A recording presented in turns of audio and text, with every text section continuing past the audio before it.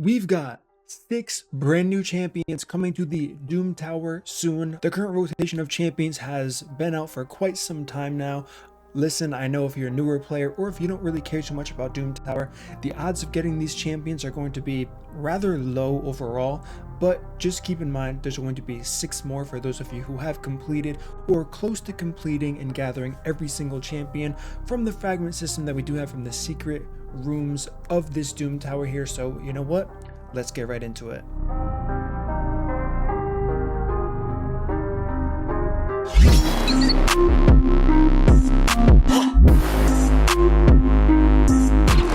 Alright, what up guys, it's your boy MurderInc here, back again with another Raid Shadow Legends video, talking about the 6 brand new champions. Let's go over the looks, let's go over the skills here. We're going to be starting off with the first hard difficulty, keep this in mind, hard difficulty, Doom Tower reward if you have finished all of them already.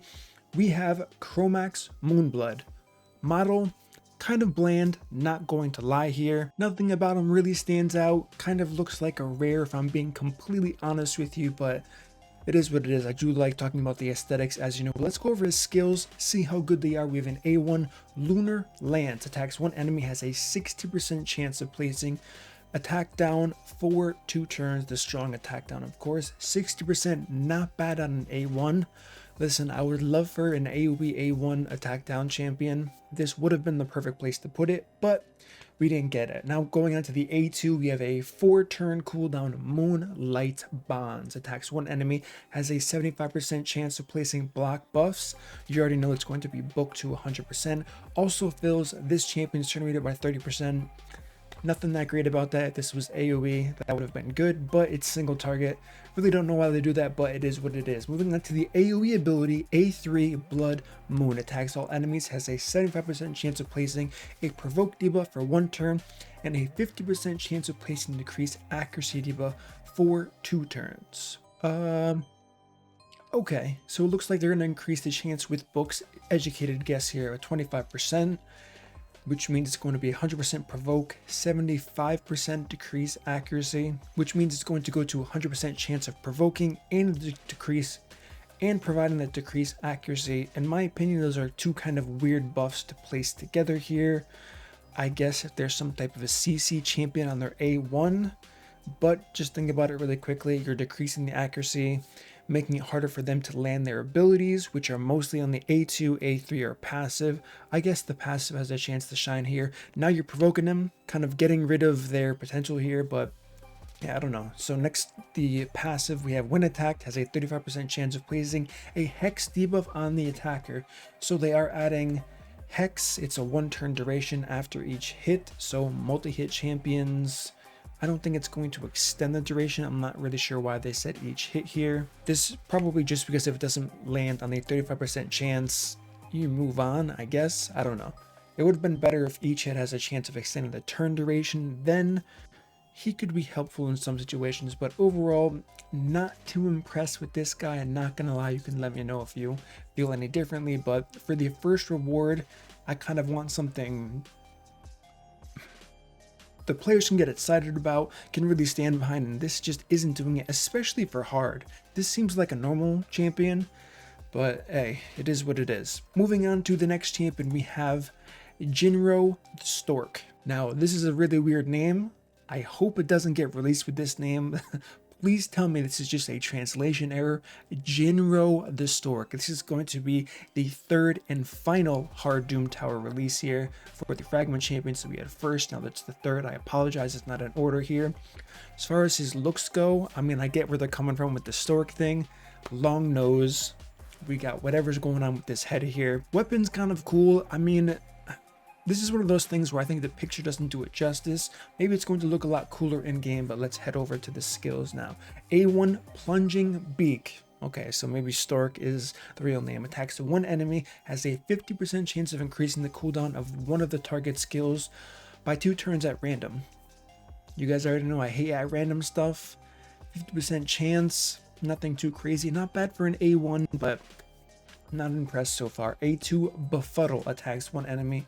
Again, single target, will places a stun debuff for 2 turns, will ignore block debuffs and block damage buffs. And this is interesting here.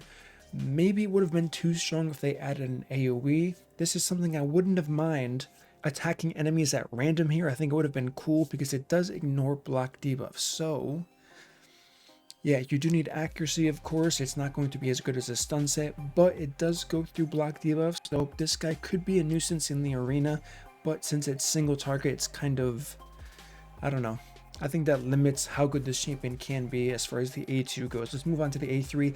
Gatewatch Stance places a 60% increased defense buff on this champion for 3 turns and a counterattack buff for 2 turns. So we still don't have the AoE counterattack champion. I've asked 1,000 times. They have not given me an answer. They're making it all single target. Listen, it is what it is. Whatever reasoning they have, maybe eventually I'll get something out of them, but until then, I don't know. So this is a 7-turn cooldown. Of course, this guy's probably going to be book heavy because 7 turns is way too much for an 8-3. Moving on to the passive, we have Laughing Gull, another Stork reference, I guess, even though it's kind of a seagull thing. Increase the champion's defense each time they counterattack. Defense resets every time this champion gets a turn. Okay, so I guess you build him slow. Stacking defense when attacking converts this champion's resistance into accuracy. Okay, a little bit of a better trade-off there as far as what he can bring to the table. Active effect at the end of this champion's turn places a provoke debuff for 1 turn on all enemies under increased attack buffs. Okay, so now you stack resistance, you get the equivalent accuracy for that, and if they have Arbiter on the team, they're getting provoked. Assuming you're getting a turn, of course, which is probably not going to happen if their enemy Arbiter goes, who is one of the most common increased attack AoE buffers in the game, so you're probably dead by the time that happens, or I guess Gorgorob is also an example, but I don't know. This seems like a rather strange kit. There are some good parts to the kit. I think it's a little bit far off from being a really good, solid champion worthy of adding to the game. This kind of seems like a rough draft, so not too happy with this. Maybe you guys see something that I don't in this champion, but I highly doubt it because it does look pretty bland, even though there are a few interesting parts here. Moving on to the second and the final champion for the Hard Doom Tower reward. So this one's going to be after Chromax here. We do have Granjar. We have it's looking like a dwarf here, looking pretty solid. Once again, this artwork looks a little bit scuffed. I can't get a good look at his weapon here, but he could look cool in game, like the tattoos. His hands are a little bit weird, I'm not gonna lie. I think there's missing some type of visual effects. Maybe they're gonna glow or just look better. The 2D representation we see in front of us honestly isn't as ideal. So moving on to his skills, let's talk about the A1 here. Pyro Pummel attacks 1 enemy 2 times. Each hit has a 30% chance of increasing the duration of HP burn debuffs by 1 turn. So without speculating too much, let's just say it's 30% baseline. You have 2 chances of extending HP burn by 1. HP burn strong, especially for Hydra. So let's see if the rest of this kit can help out in Hydra. A2 Shatter Falsity attacks 1 enemy 2 times. The first hit has a 75% chance of removing any block debuffs. The second hit has a 75% chance of removing 1 random buff except block debuffs. So this is kind of specific and interesting. Looks like it's gated towards countering, of course, Hydra. Like we said, they do have block debuffs active, but also arena immunity gear. The fact that it's 1 enemy though, once again, if this was AoE, kind of like every other thing I've been talking about, this would have been so much better. Okay, moving on to the A3, we have Fires of Ald. Attacks all enemies, has a 75% chance of placing HP burn debuff for 2 turns. Also fills this champion's turn meter by 5% for every HP burn debuff the enemy had before this attack. So this can be kind of cool. Anything with 75% chance and a 5-turn cooldown is likely going to have books that's going to increase the percent and reduce the cooldown. Hopefully this goes to 3 turns based on how this reads. If it's 4 turns, it's not going to be as effective. And if it's 2 turns, this champion is going to be amazing. But I'm not going to hold my breath on that one. Because of the interaction here, it may read kind of weird. Filling this champion's turn meter by 5% for every HP burn debuff on the enemy team before this attack. So it may sound stupid. Don't get me wrong, it is kind of stupid, but just hear me out here. You place the AoE HP burn on everybody. So the next time he gets a turn, he's going to read the map as far as his AI goes, and then fill the turn meter based on any type of HP burns that are currently active here. So where is this good? If you pair him with another HP burn champion, should that be a requirement for any champion that already has an AoE HP burn? No. It shouldn't. It doesn't make any sense. But if you can cycle fast enough, which is why I said a 2-turn cooldown would be pretty good, because it's going to be the same duration as HP burn itself, then it's really strong. But could that be too strong? Possibly. Moving on to the A4 passive, Keeper of Flame. This champion will not receive any damage from HP burn debuffs. Instead, HP burn debuff actually heals this champion by 5% each time the debuff activates. So in any content where you are getting HP burned, he's gonna heal from it. Okay, active effect. Whenever an enemy attempts to place a freeze debuff on this champion, instantly removes it and places it on the attacker, also placing an HP burn debuff on the attacker for 1 turn. The HP burn debuff cannot be resisted. So this is kind of like a torment counter, except for not really, because it's just protecting this guy. This is something that Pixneal should have done by default in an AoE format, right? It should have just cleansed everyone's freeze and then reflected that freeze straight back to whoever's trying to freeze you in general. But it's just kind of like a better and worse version. It's single target, it doesn't protect your team, but it does protect Granjar here, so it is what it is. Once again, in my opinion, pretty mediocre. And so far, this is the 3rd hard rotation champion. I'm not impressed with any of these. I think the last rotation had a lot of much better. I mean, of course, we're reading it, we're not testing any of this out, but like I'm saying, I don't really see a lot of huge potential for these champions so far. Let's move on to normal difficulty. Here we do have Krakh Hearth. She is going to be the 3rd and final reward for the normal Doom Tower here. As far as the aesthetics go, she looks okay. Once again, nothing too flashy. The weapon looks kind of cool, rather unique. Let's go over the skills. Magnificent Scepter. Attacks one enemy, has a 30% chance of removing 1 random debuff from a random ally. Will not remove a debuff from this champion, so that kind of lowers the pool a little bit since she is out of the question here. However, she can just get CC'd and never get to use that A1 to its advantage. So let's see what the rest of the kit actually does. A2 Eternal Return, attacks one enemy, places Revive on Death buff on this champion for 2 turns. That's very bland. Cooldown 5 turns. So you hit an enemy and you put Revive on Death just on this champion for 2 turns. I get normal's supposed to be worse from hard, but after seeing the hard rewards, please just make them even as far as how good they are, because we already saw that.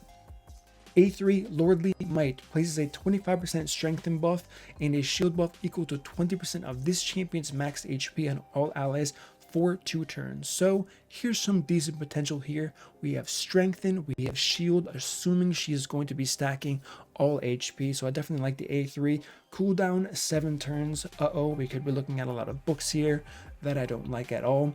Next, Great Pillar passive increases the value of all shield buffs on our allies by 15% while this champion is alive. Now this is cool. I already like this champion better than any of the ones that we already talked about for the hard difficulty because of this interaction alone. Shield buffs are very strong in this game. They're extremely strong in content like the Hydra.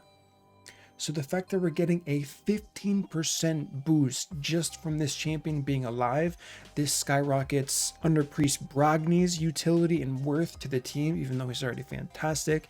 For things like the Hydra, I like this a lot. Synergy with Krisk, shield sets.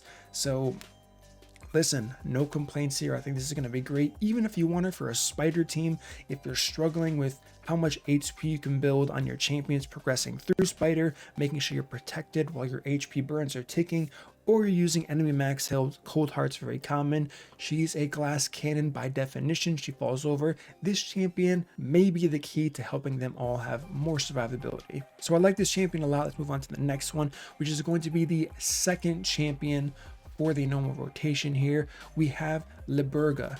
This champion looks really cool, and it looks really cool in the 2D art.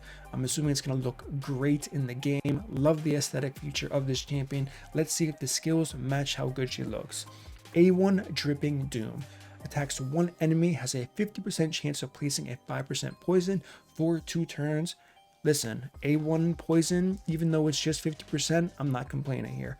A2 boil from within attacks one enemy, has a 75% chance of placing 2 5% poisons and a 25% poison sensitivity debuff. Hello, clan boss. Like this a lot. Like I said, it's so weird that we're kind of going through this. Normal, 2 for 2 now. Just from these skills alone, 2 for 2. I'm not going to be seeing in the corner of my eye an awesome A3. So poison sensitivity, 75% chance of placing 2 5% poisons. Cooldowns 4 turns, of course. With books, it's probably going to go to 100% and a 3-turn cooldown. We move on to the A3 Vigor Bloom. Places a 60% increased defense and a 50% increased attack buff on all allies for 2 turns. What a way to round off a poisoner's kit. Defense up and attack up. I like this. If she hits hard, this is going to be a really solid clan boss champion for sure. 6-turn cooldown. I would assume this goes to 4.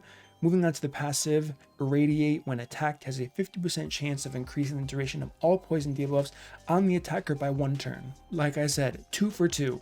Fantastic normal champions. Not really sure what they did or where they went wrong with hard, but normal is looking really solid. Let's move on to the third and final for the normal. And this is going to be the first champion that's available to you in the normal rotation of fragments. 4 champions here. So we do have Zixg here, looking really good. Lizardman, of course. Lizardman with high heels on top of that. Dual daggers here, so maybe some type of assassin vibe. Looks like a female crocodile, maybe, or like a lizard hybrid. I don't know what that is, but looks pretty decent. Rather unique from what we do currently have in the game here. So we have an A1 Brush Chopper, which attacks one enemy, has a 15% chance of placing an extra hit. Rather low chance, but extra hits are cool because they can proc additional masteries like War Master. Moving on to the A2, we have Crown Breaker, attacks one enemy, will ignore shield and block damage buffs. Places block damage buff on this champion for 1 turn if they kill an enemy. So we just kind of have to hope and pray that this hits really hard. So it is realistic to kill 1 enemy here. It's single target. Yes, it ignores shields and block damage, but not too impressed with this. We have plenty of champions that do things similar to this, and they're barely used in the game, so this seems like a filler champion so far, but let's keep going. We have an A3 Ancient Rage. Places a 30% increased crit damage and a 50% attack up buff on this champion for 3 turns, then grants an extra turn. Okay, so here's the obvious synergy. You use your A3, then you use the A2, you get a kill, then it gets block damage on this champion. Maybe there is some use as far as progression goes, but let's be real, if you're getting this champion in the Doom Tower, what could you possibly have left to progress through? So this is something I really think Plarium has to consider when they're releasing these champions here. You're not going to be killing Hydra heads. I guess the arena, this champion could have some niche use with that extra turn, then becoming pretty much immune. Of course, you can always strip block damage, but it is what it is here. So let's see what the passive is. Assassin of the Kings here. Whenever this champion kills an enemy, it decreases the cooldown of the Crown Breaker scale by 1 turn. Okay, so with that being said, the fact that it's 5-turn cooldown, I'm assuming maybe it goes to 4 turns, or it even stays at 5. At best case scenario, it's going to go to 3 turns. One thing to keep in mind here with anything that scales off of getting kills on enemies, if you have a self-buffing skill that is reliant on the next skill being that A2 Crown Breaker that has interactions with the passive, you need the A3 to have reduced cooldown on top of the A2 here. The passive would have made a lot more sense if it decreased the cooldown of Crown Breaker and Ancient Rage together, so there was always that wombo combo of the A3, A2, go for kills, passive procs, then we just keep going smoothly. So listen, that's going to conclude all of the champions here. This is looking pretty solid. Like I said, 2 of the champions in normal I'm a huge fan of. I think they're fantastic. The other 4 champions, I don't see it. Maybe you guys see it. Who are your top 2 picks? Who are your bottom 2 picks? I see a lot of filler champions. I hate filler champions in this game. It's the last thing we need for sure. But I am pleasantly surprised with at least 2 good champions here. So give me your thoughts, give me your feedback. Don't forget, if you enjoyed this content, smash that like button, subscribe, turn on the notification bell, and I will see you all in my next upload.